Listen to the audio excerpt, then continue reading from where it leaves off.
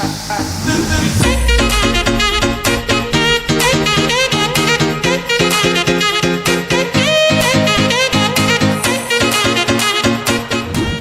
guys, and welcome back to my channel, or welcome to my channel if you are brand new. My name is Katie, and today's video is all about fall. Now, fall is my favorite season, and when I saw that there was a fall book tag, I was like, yes, please, give me all things fall. And then I realized I don't get anything in return for giving you these books. That's okay, you know, I'm the giver, not a receiver. It's fine. But really, fall's my favorite holiday. It's not a holiday. No. But in all honesty, fall is my favorite season, and if I can have an excuse to use fall in a video, I'm going to do it. So I saw that there was a fall book tag, and I thought, well, why not partake in it? I think it's old. It's probably like a year or two old. I don't know who the original creator was who did it, but I will link the video of the video that I found it on, so you guys can watch it.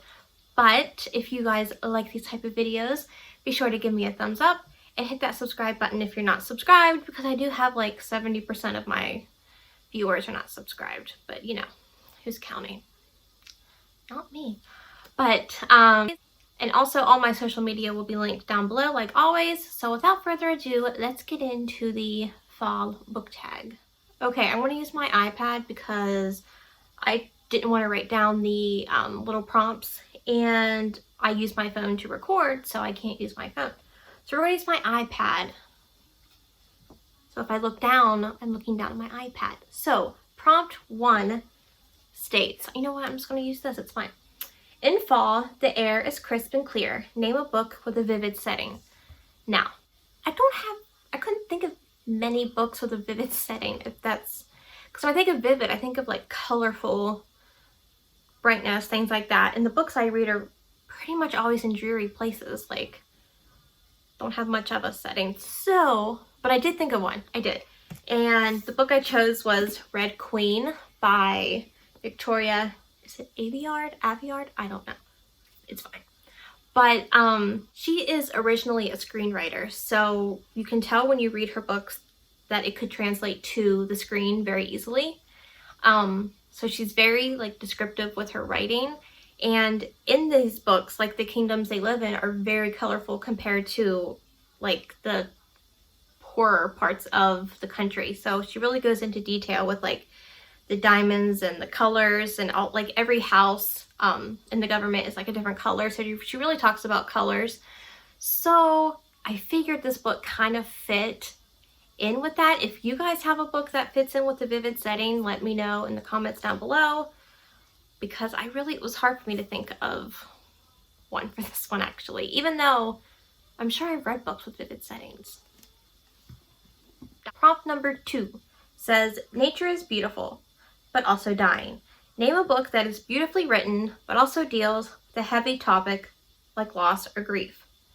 So trigger warning for these next 3 books, they're going to deal with issues like mental illness, dying, grief, things like that. I'll let you know kind of what each book has in them, but I chose 3 because I technically I guess I could have chosen a lot more, because I have a lot of books that deal on the subject, but I chose the 3 that I really liked when I read them. So I read 2, and 1 I saw the movie for.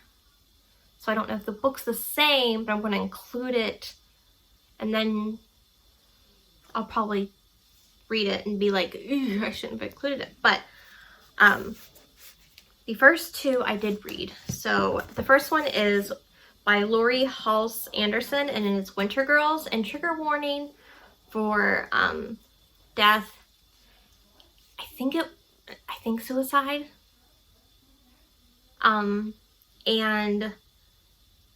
eating disorders. This book deals with a girl who has an eating disorder, and her friend has died, and I cannot remember if the friend committed suicide. I'm pretty sure she did, but It's just kind of her dealing with her grief, also dealing with her mental illness. But a lot of her books are kind of heavy in topic. As well as, see, I was going to choose one of Ellen Hopkins' books because I have like a lot of her books over there because I like the way she writes and like the verses because they're quick reads for me, but they're heavy reads. So if you like her books, you might like hers if you haven't read any of hers, but just know they deal with pretty heavy topics. The second book I chose was We Were Liars by E. Lockhart, and this one also deals with my cat. This one also deals with loss. And I can't really say much because it's a spoiler, so just know that there is loss in this book, and that's about all I can say. But it's really good. Highly recommend this book. It's one of my favorites, but just know it. Loss. That's all I can say. The last book, I do know deals with suicide and loss, and also mental illness, and that is All the Bright Places. I have not read this book, but I did see the Netflix film, and I liked it. Do I think that they could? I always think the cinema can portray mental illness better than it does, but I guess for what they did, and I don't know if they completely stuck with the book. If they did, then you really can't do much about like how they deal with it in the movies. So for the most part, I enjoyed the movie. I cried very much. But I don't know. If you've read this book, let me know. And if you've seen the Netflix film, let me know. Was it the same? Was it different? Do you guys like the way that mental illness is portrayed in this book? Let me know. Because we're not going to get on the topic of 13 Reasons Why and all the stuff that's wrong and right. Because it's not all wrong enough. Number 3, fall is back to school season. Share a nonfiction book that taught you something new. It's been a while since I've read a nonfiction book, not gonna lie. Unless you include all my school books that I read. And I guess technically I learned something in all those books, but I do have one here by Felicia. I don't even know how to say her last name. I'm going to butcher it, so just be forewarned. By Felicia Masonheimer, and it says, Stop Calling Me Beautiful, Finding Soul Deep Strength in a Skin Deep World. And it's basically, we put so much emphasis on how we look in today's society, so much. Because of social media, Instagram, celebrities, how they look, and we compare ourselves and how we measure up to those people. So this book kind of teaches us to stop that. And really it's a way, it takes effort every day to not do it. And it's almost like a reprogramming in our minds because we don't even know how much junk gets put into us daily by what we consume, and then no wonder we're always comparing ourselves to everybody else. So it's really like it takes a cognitive effort to just be like, you know what? I am who I am, and I have more to offer to this world than just what I look like. Sorry, people, but it's true. Count 4. In order to keep warm, it's good to spend some time with the people we love. Name a fictional family, household, friend, or group that you'd like to be a part of. And for that, I chose Little Women because I do have one younger sister, but that's all I have. And I don't think I would like any more sisters. However, I would like to know what it's like to have more sisters. So I will go in here and immerse myself vicariously through the lives of the March sisters. So that's the family that I would choose. Prompt 5 is, the colorful leaves are piling up on the ground. Show us a pile of fall colored spines, and I will put a picture of it right here. I have not chosen them yet, so I cannot tell you what the books are, but the picture will be right there. Number 6. Fall is the perfect time for some storytelling by the fireside. Share a book wherein somebody is telling a story. For that, I chose Lovely War by Julie Berry. Make sure I had the right name. I just read this book like back in May, June. I'm not too sure. I have a review of it on my page. I'll link it up here for you guys. But I love this book. It was beautiful. It is beautifully written. And in it, my cat is looking at me. I have stage fright now. Thanks. She's judging me. It's fine. It's fine. Anyway, in this, all the Greek gods are basically narrating the story. So they're telling a story within a story. I don't want to go into too much detail because I have a full review of it. But if you see my cat. Hello. Hello. But if you enjoy historical romance, things like that, I think you'd enjoy this book here. Right? Prompt 7. The nights are getting darker. Share a dark, creepy read. If you've been on my channel, you know I don't do dark. I don't do creepy. We don't do that. I'm a chicken. I'm a chicken. So we don't. However, I am reading a mystery right now. So I thought I'd at least put that in for you guys because we don't do dark. We don't do creepy. Like too dark, too creepy. I guess technically I have one that would fit, but I haven't read it yet. So right now I'm reading Truly Devious by Maureen Johnson, and it's about like a murder that happened at a boarding school in Vermont. And so far I'm only about 50-60 pages in, but it's a very quick read. Like the pages go by really fast, and I don't even remember reading that many pages, but I have. And so far I'm really enjoying it. And you are purring so loud. Next prompt is prompt number 8. The days are getting colder. Name a short, heartwarming read that could warm up somebody's cold and rainy day. And for that, I chose, because I don't have, like, okay. Short read is so, bye-bye.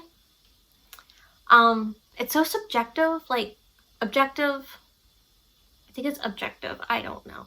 It's like, what's your definition of short? Because like, you may read 800-page books, so 500 pages is short for you.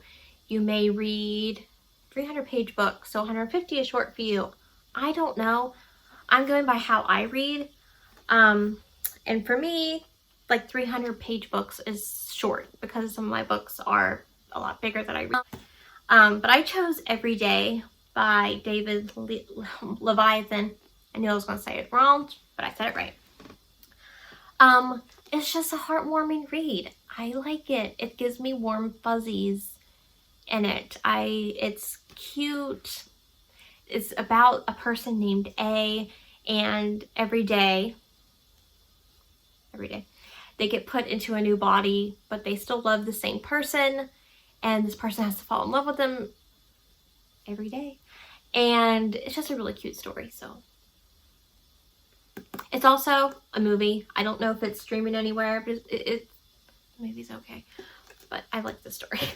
The last one is Fall returns every year, as we all know. Luckily, because I love fall. Name an old favorite that you'd like to return to soon. I did not pick one.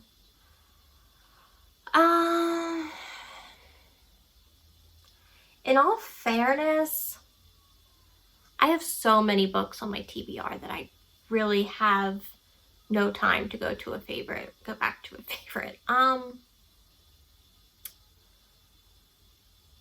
I guess if I'm gonna, I don't know. If I had to go back to, I guess I would choose the Fallen series. I don't have it anymore. I got rid of it. I read them when I was a teenager. I'll put them here, but I just loved the setting of the first book because it was written in a way where I could like really kind of envision it. I just liked, I don't know, I liked those stories growing up about, you know, the angels and things like that. So I guess if I was going to go back to one, it would be that. Would I watch the film? No. Did I buy the film? Yes, because I wanted to. We don't talk about the film. We don't talk about the film. Just don't talk about the film. And the last prompt is, fall is the perfect time for cozy reading nights. Share your favorite cozy reading accessories. Yes, please. Okay. Fuzzy socks. Preferably ones that match. Okay. Fuzzy socks. My iPad agrees. Fuzzy socks. They're perfect. And get the ones with the little pom-poms because, you know, they're cuter. I love fuzzy socks. And then you need the blankets. The nice cozy blanket. It could be any blanket. I just picked this one off my bed because it was the closest to me. I don't have a favorite reading blanket, although this one is The Raven by Edgar Allan Poe on it, so, you know, bookish themed again. You need your candle lit. Mine's not right now, but you need the candles to be cozy. Okay? I just had a coughing like spell and now my face is probably all red. Oh my goodness gracious. Candles. Preferably ones that smell like fall, but you don't need to be. And then you have your bookish stickers. This is, you don't need this. I need this to journal with because I'm weird, but you know, if you do like to journal like what you're reading and stuff like that, like a bullet journal or just a regular notebook, the Happy Planner do make bookish stickers. So put that there for you guys. And then the last thing is, these are everything that I annotate with, and that's always in like, looks like that. And then I just always keep it in a little pencil pouch. But yeah, that is the Finally Fall book tag. That's it for me. I hope you guys enjoyed this video. If you did, be sure to give it a thumbs up and let me know down in the comments what you guys would pick for the prompts. I'll list the questions in the description box so you guys can do it in the comments if you would like, but if not, that's totally fine too. Let me know what your favorite item was that I showed in this little haul, or even, it's not even a haul, it's just a tag. I'm so used to doing hauls that it spits out of my mouth. And also let me know if you love fall like I do, because it's my favorite. But yes, all my social medias will be linked down below if you would like to follow. If you haven't hit that subscribe button, you can. It's free, it's cheap, it's free, it's easy, just click it. And then you'll be subscribed. I'm gonna go because I'm rambling, but I will see you all in the next video. Bye guys. Goodness gracious. You would think I'm a smoker. I don't smoke. My books just fell. I sound like a country song. My books just fell and my foot's asleep.